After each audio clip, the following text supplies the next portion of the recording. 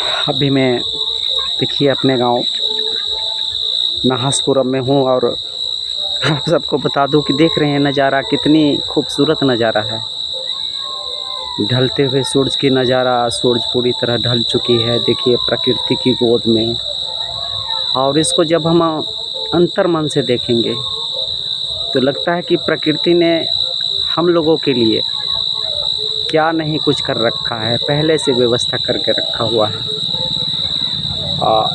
इस सीन को जरा, इस दृश्य को जरा गौर से देखिए, गौर से देखिए। जबकि हम बिस्फी में हैं, नाहस रुपौली दक्षिण मेरा पंचायत है। और इस पंचायत की अगर बात करें तो बिल्कुल सूखा हुआ आपको खेत लगेगा। पंचायत के जितने भी गांव हैं, नाहस हो, चंद्रवाना हो, खंगरैठा हो या नमटोली हो, बारिश अपेक्षा से बहुत कम हुई है। फसल को किसान ने अपने दम पे जीवित अभी तक रखा है, आगे क्या होगा वो तो बात की बातें हैं। लेकिन अभी जीवंत प्रकृति के नज़ारे को अगर आप देखें तो आप क्या महसूस करते हैं? हम नहीं भी थे तो ये प्रकृति था। गीता में भी कहा गया है कि प्रकृति और पुरुष का जब मिलन होता है तो इस संसार की रचना होती है। और संसार की रचना होती है, संसार की रचना परमात्मा ने उनके मन में क्या आया होगा, किस दृष्टिकोण से किया होगा, इसके विस्तार में तो हम नहीं जाना चाहेंगे। लेकिन इतिहासों से, इतिहास के पृष्ठों के अवलोकन करने से ये हमें मालूम चलता है कि जहाँ तक गौतम बुद्ध की बात करते हैं तो उन्होंने ज्ञान की खोज में, आत्मज्ञान की खोज में, मानवता के लिए, संसार में मानव का उत्थान कैसे हो, मानव के अंदर विचार का उत्थान हो, मानव के अंदर मानवता का विकास कैसे हो, इसके खोज में उन्होंने राज्य पद स्वीकार कर दिया। दूसरी ओर बहुत सारे ऐसे राजा भी हुए भारतवर्ष में, भारतवर्ष के बाहर भी, जो अपने राज्य सत्ता के लिए न जाने कितनी मानवता का कत्ल किया, कितने मानवों की हत्या की, कितने जघन्य कुकृत्य की, अपने और अपने परिवार के साथ भी उन्होंने क्या क्या नहीं किया, ये हम सबको मालूम भी है।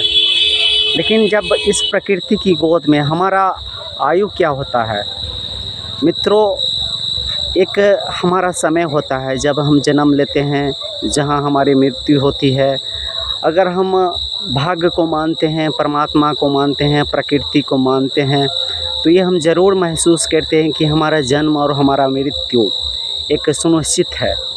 हमें कहाँ जन्म लेना है, हमें कहाँ मृत्यु को प्राप्त करना है, इसके बारे में हमें ज्ञात नहीं है। लेकिन इसके बाद जो बीच का जो हमारा जीवन है, बीच का जो हमारे जीवन के जो रहन है, सहन है, इल्मों है, कर्मों है, और ये हमारे संगत पे निर्भर करता है, हमारे व्यवहार पे निर्भर करता है कि हमें जाना कहाँ है, किस दिशा में जाना है।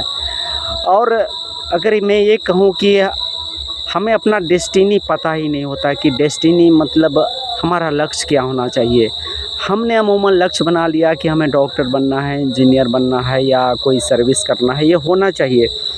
क्योंकि जब आप पारिवारिक जीवन में होते हैं तो परिवार के भरण पोषण करने के लिए अर्थ की आवश्यकता होती है, तो अर्थ की आवश्यकता के लिए आपको धन उपार्जन करना होता है। लेकिन क्या अगर ज़िंदगी भर, जीवन भर अगर हम इसी लालन पालन धन उपार्जन में अगर लगे रहे तो क्या हम अपने आप को ये फ़ख्र महसूस कर पाएंगे कि हमने अपने जीवन को अपने अंदाज में भरपूर जीने का कोशिश की?